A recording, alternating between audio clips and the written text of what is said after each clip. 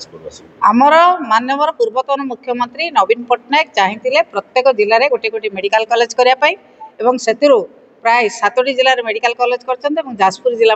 अन्यतम 13-14 मसीह जमी अधिग्रहण होता है 5 वर्ष 7 वर्ष तलू ये कार्यक्रम आरंभ होता है कम्प्लीट प्राय 2-3 मास कम्प्लीट